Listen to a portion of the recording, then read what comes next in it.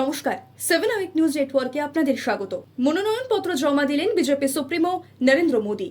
24-এর মহারণ শুরু হয়ে গিয়েছে আর ইতিমধ্যে শেষ হয়েছে 4 দফা লোকসভা নির্বাচন। বাকি আরও 3। আগামী 1 জুন বারাণসী লোকসভা কেন্দ্রে ভোট গ্রহণ। আর এই কেন্দ্রের বিজেপি প্রার্থী খোদ দেশের বিদায়ী প্রধানমন্ত্রী নরেন্দ্র মোদী। তাই ভোটের আগে এদিন নিয়ম মেনে বারাণসীতে মনোনয়নপত্র জমা দিলেন তিনি। সঙ্গে ছিলেন উত্তরপ্রদেশের মুখ্যমন্ত্রী যোগী আদিত্যনাথও। এই হেভিওয়েট কেন্দ্রের ফলাফল কি হয় তার দিকে গোটা দেশের নজর থাকবে আগামী 4 জুন।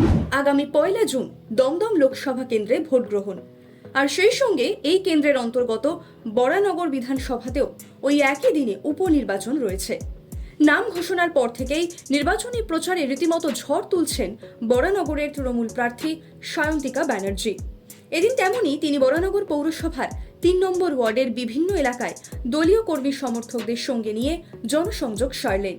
প্রচারে বেরিয়ে এলাকার মানুষদের কাছে ভোট প্রার্থনা করার পাশাপাশি মোদির গ্যারান্টি নিয়েও তাকে কটাক্ষ করতে শোনা যায়। শেষ পর্যন্ত বরানগরের মানুষের মন জিততে পারেন কিনা সায়ন্তিকা এখন সেটাই দেখার।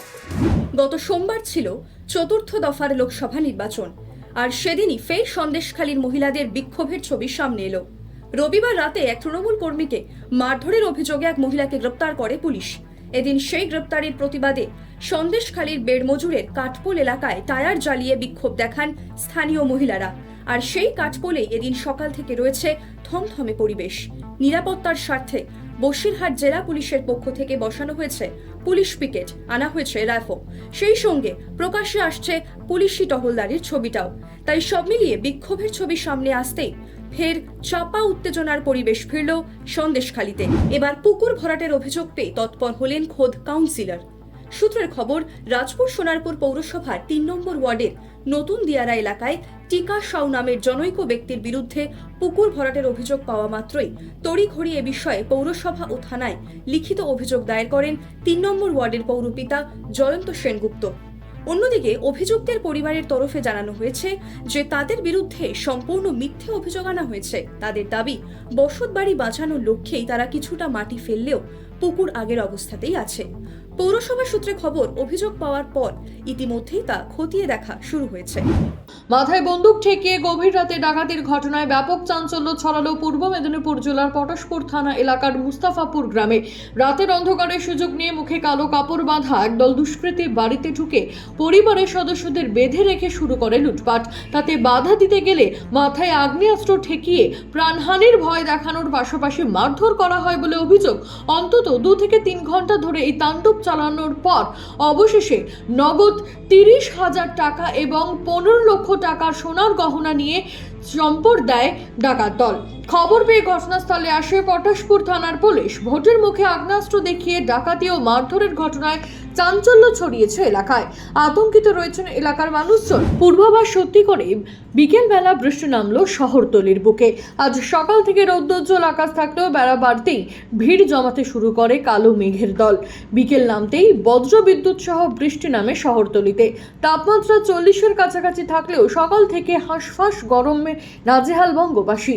খানিকের বৃষ্টি দেখে আবহাওয়ার পরিবর্তন আশা করা গেলেও তবে সেই পরিস্থিতি উন্নতি হয়নি, বরং গরম বাড়ল।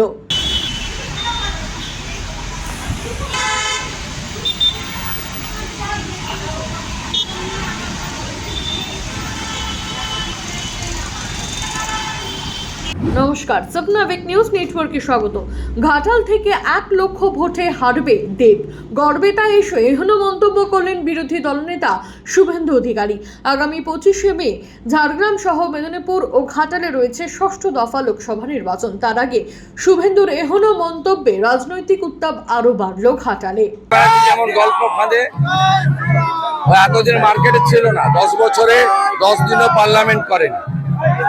1 লক্ষ ভোটে হারবে, ওই আই লাভ ইউ চলবে না। ওটা 10 বছর আগে হলে খেত লোক। দাদা, সন্দেশখালীতে আবার মহিলাদের বিক্ষোভ, বারবার ধরে কেন বিক্ষোভ হবে? এর জন্য ভাইপো দায়ী। ভাইপো খুঁচিয়ে ঘা করেছে, এবারে বুঝুক ঠেলা। সমস্ত খবরের আপডেট পেতে লাইক করে সাবস্ক্রাইব করুন 7 আওয়ার নিউজ। সেই সঙ্গে বেল বাটন প্রেস করতে ভুলবেন না। আপনাদের একটা সাবস্ক্রিপশন আমাদের জন্য অত্যন্ত মূল্যবান। জয় হিন্দ।